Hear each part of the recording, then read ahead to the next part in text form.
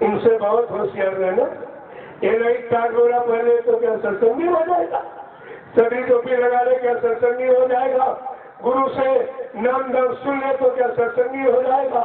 जो सत्संग का काम करे, सत्संग में आए और प्रेमियों को बुला करके ले आए, उसको कहते हैं सत्संगी। करिए नित्य सत्संग, बाधा सकल मिटाए, फिर ऐसा अवसर न मिले दुर्लभ नर्तन पाए। हर रोज दर रोज पत्रो सत्संग करो। और तुम्हारे यहाँ सत्संगी क्या करना है? एक तो गुरु आदेश को मानता नहीं, खुद सत्संग में आता नहीं है और प्रेमियों को आने से रोकता है। ये तो अपराध है करा सीधी, इसको कैसे माफी मिल जाएगी? जरा विचार कीजिए।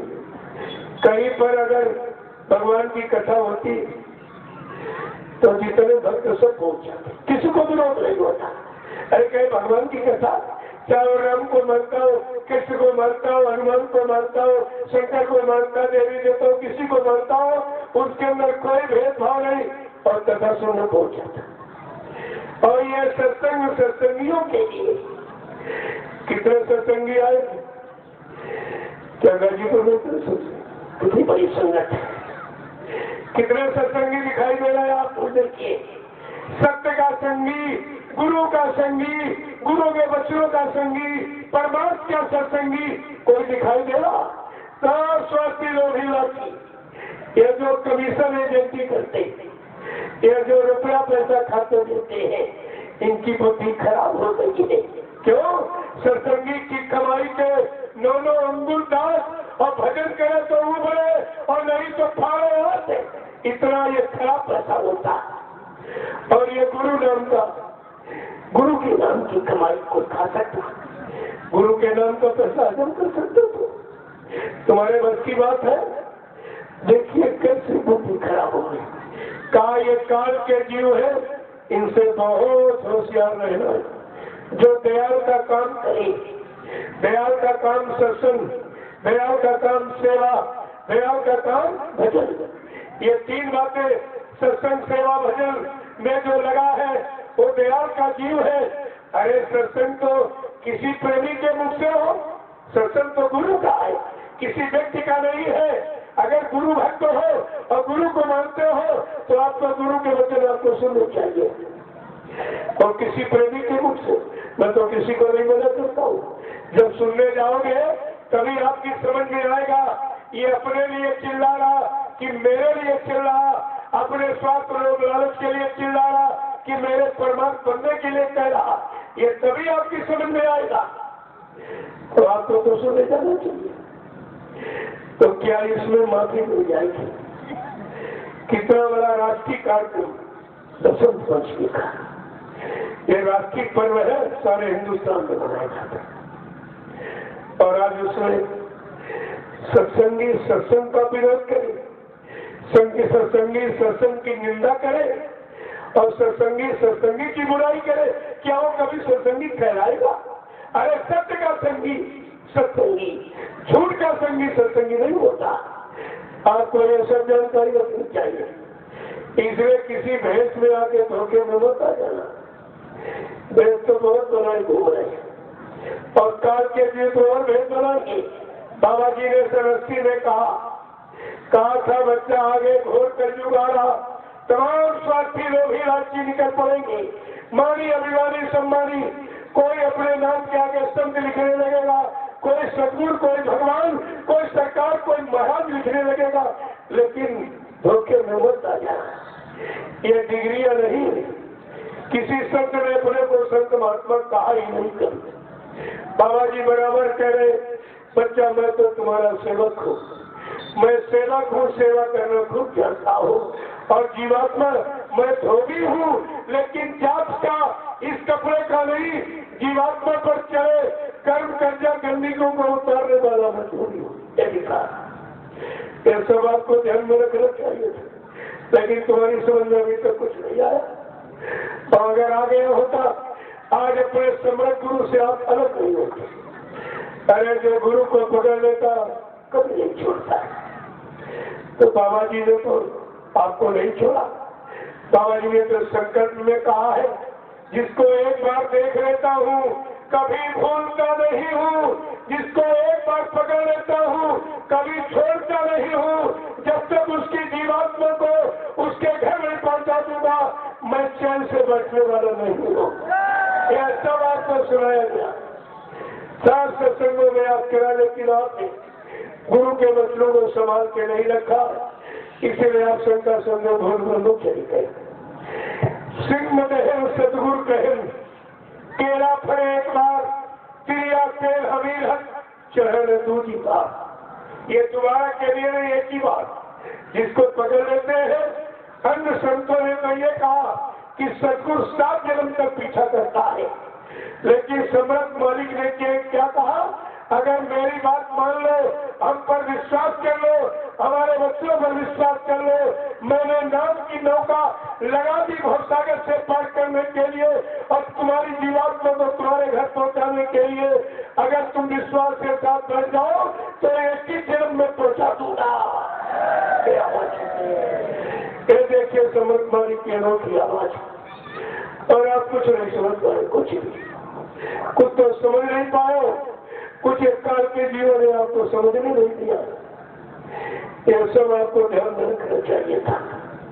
साक्षी जी तो ये सब काम आपका समझ में हो जाता है। इसीलिए कहा है कि सत्संग सार है जीवन का, सत्संग सार है जीवन का, ये जीव बिचारा क्या जाने, ये जीव बिचारा क्या जाने, जो फंसे काल के चक्कर में, जो फंसे काल के चक्कर में, ये सत्संग में आना क्या जाने, सत्संग में आना क्या जाने।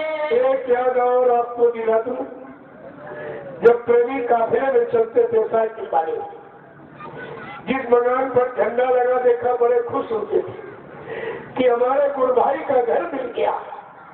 लेकिन आज प्रेमी वो भी खत्म है। अगर झंडा देख के जाओगे तो सबसे पहले आपसे पूछेगा तुम जिंदे में हो कि मुर्दे में हो।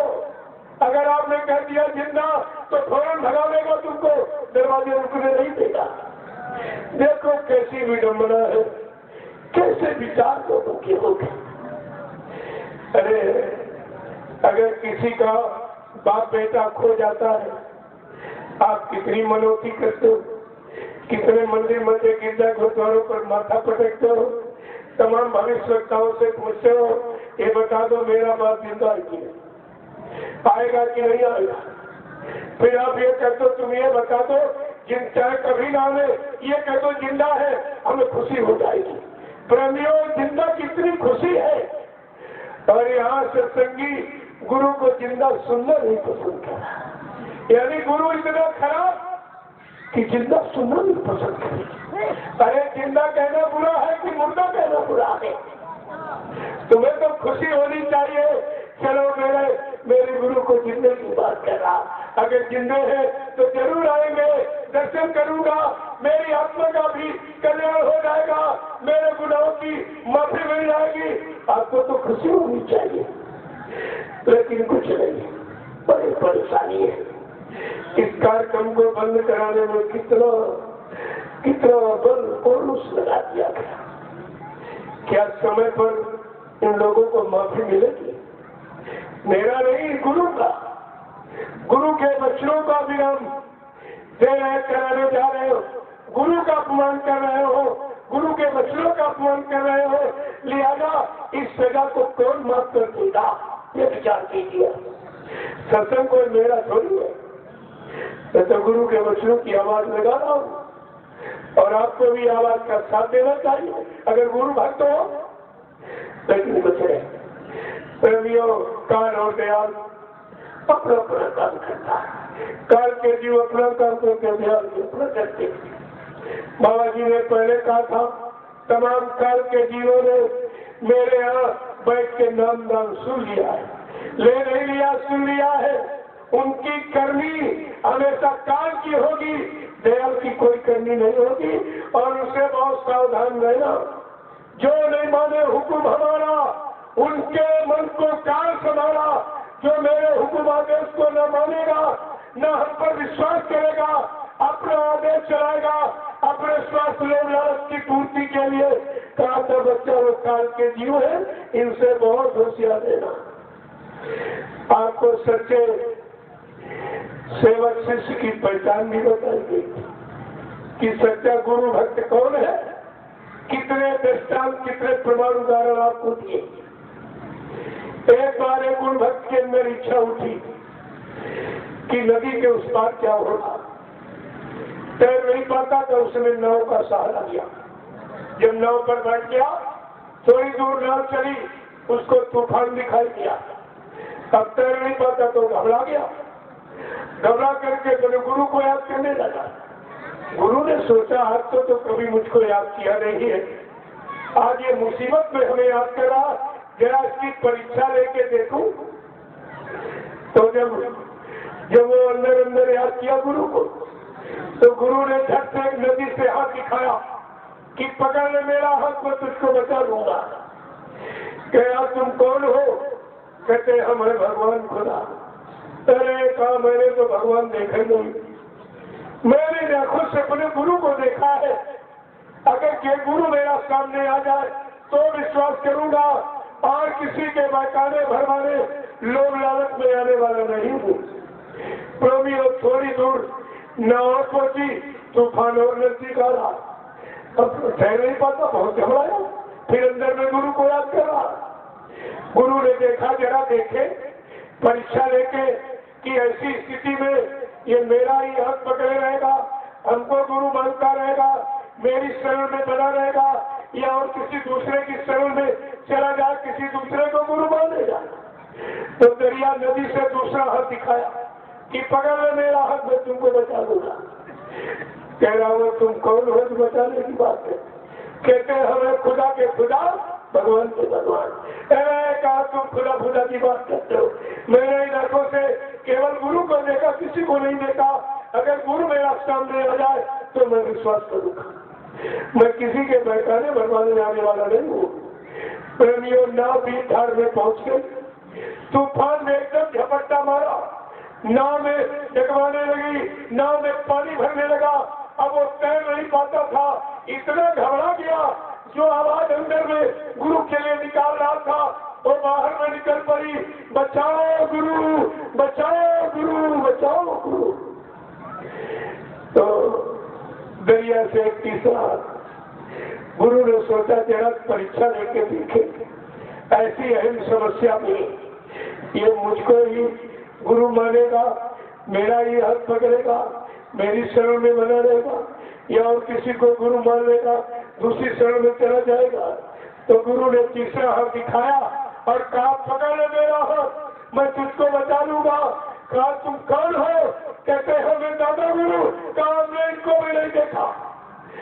बाबा जी ने सत्संग के दौरान कहा, इस तरह की पकड़, इस तरह की दृढ़ता, मजबूती, इस तरह की आसक्ति, प्रेम, श्रद्धा, सेवा और विश्वास जिस साधक को अपने गुरु पर होता है, वो गुरु की पूरी दया पाने का अधिकारी बनता है। क्या तुम्हारे यहाँ ऐसा कोई निकला? सब छोड़ के बोलते, कोई घर में गया, कोई घर को गया, सब गुरु को छोड़ के चले गए। गुरु ने आपको नहीं छोड़ा। बाबा जी ने कहा था तुमको अपनी चिंता नहीं है, लेकिन हमको तुम्हारी चिंता है, क्योंकि हमने तुमको नामदान दे दिया। नामदान गड्ढे में धकेलने के लिए नहीं दिया जाता। नामदान का मतलब जिम्मेवारी। जब तक जीव को नामदान देते, जब तक उसकी आत्मा को उसके घर नहीं पहुंचा देते, जब तक चैन से बैठने वाली नहीं है। आपको ये सब वचन ध्यान में रखनी चाहिए थी, लेकिन तुम्हारे पास गुरु का कोई वचन ही नहीं है, तो शंका संदेह भूल में से कैसे बचोगे? एक महात्मा जी थे, दो चेलों के लेकर निकले, दो शिष्यों को लेकर। कि गुरु की पहचान और नाम की महिमा बताने के लिए। तो जेठ का महीना था, दोपहर में धूप तेज होती है, धूप के कारण एक पेड़ के नीचे बैठ गए। शिष्यों ने कहा महाराज हमको तो भूख लगी, कहा जाओ गांव से रोटी मांग के लिया। कहा महाराज ऐसे रोटी कौन दे देगा? कहा अच्छा जाओ दरवाजे पर खड़े होकर आवाज लगाना, गुरु हमारे बंदी छोड़, गुरु हमारे बंदी छोड़, सतनाम साहब बंदी छोड़। देखो सब बता दिया है। अगर कोई परमार्थी जीव होता वो तुरंत बोलता कि गुरु महाराज जब आप बंधन मुक्त कराने वाले हो तो उनको रोटी और भीख के बंधन में क्यों मांग रही हो? लेकिन वो स्वार्थी चेले थे, सब मांगने खाने लगे, मांगने खाने लगे। लेकिन गुरु रोज पूछते थे भाई कोई मिला? कहते हुजूर कोई नहीं मिला। एक दिन का वाकया है, एक दरवाजे पर आवाज लगाई और दरवाजे पर एक पिंजरे में तोता बंद टंगा था।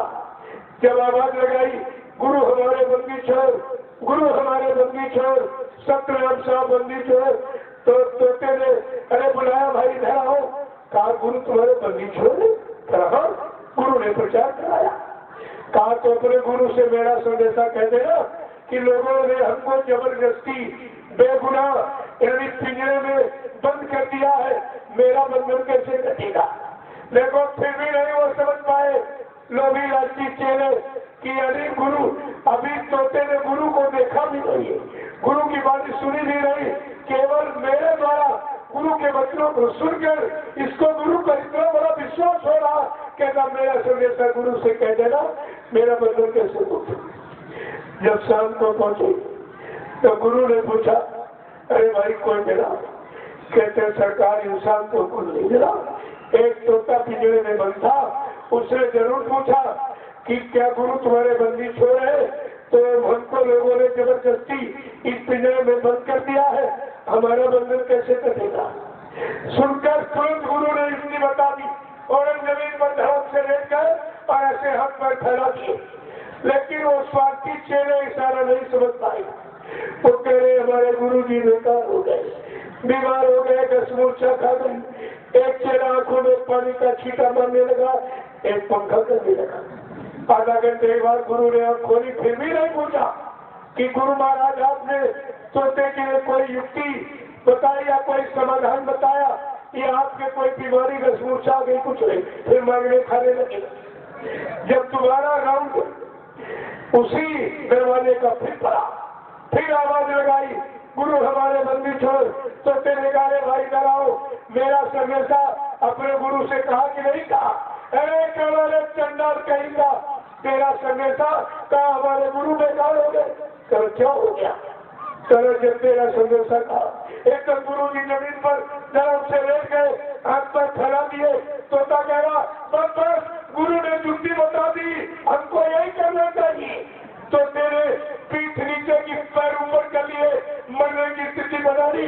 जब वो खाना देने वाली आई, उसने खिड़की खोल के देखा, तोता मर गया। ऐसे पकड़ा और फेंका, तोता फल से उड़ गया। प्रेमियों, ये है मुक्ति पाने। गुरु के यहाँ नजदीकी दूरी कुछ नहीं। जो गुरु के आदेश को मानता, हुक्म का पालन करता और गुरु के एक एक वचन पर जो कुर्बान हो जाता है, वो गुरु की दया पाने का पूरा अधिकारी बनता है। वहाँ नजदीकी दूरी कुछ नहीं होती। एक तो 24 घंटे 40 लोग एकदम जैसे गले में घंटी वाली ऐसे लटके रहे 24 घंटे और 50 साल, और किसी ने गुरु को पहचाना नहीं, क्योंकि इसमें से कोई गुरु का शिष्य नहीं था, भक्त नहीं था, सेवक नहीं था। ये गुरु के 40 लोग नौकरी करते थे। बाबा जी को 30,000, 35,000, 40,000 रुपया तनख्वाह देती थी। ये सब नौकरी करते थे।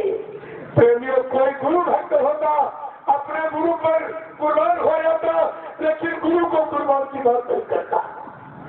ऐसा में आपको ध्यान रखना चाहिए। बाबा जी ने यही कहा था, कंस चाहे मथुरा का हो, चाहे आश्रम का हो या और कहीं घर मकान बना के रहने लगा हो, बच्चा समय से मारा जाएगा। ये आवाज बहुत पहले की बजाई आपके पास गुरु की कोई आवाज कोई कुछ नहीं है। तुम्हारा शंका में बोलने का ये कारण है। मेरे को ये सब चीजें ध्यान में रखनी चाहिए। अगर इसको आप पकड़ के रखें तो शायद आपका कोई नुकसान कोई कर नहीं सकता था। गुरु ने वो पाठ पढ़ाया है, वो शिक्षा और दीक्षा दोनों समाज परिवार में कैसे रहोगे और आत्मा का कल्याण कैसे करोगे, शिक्षा दीक्षा दोनों चीजें आपको दी, जो इस मंडल पर किसी ने नहीं दिया। कितनी बड़ी चीज आपको मिली।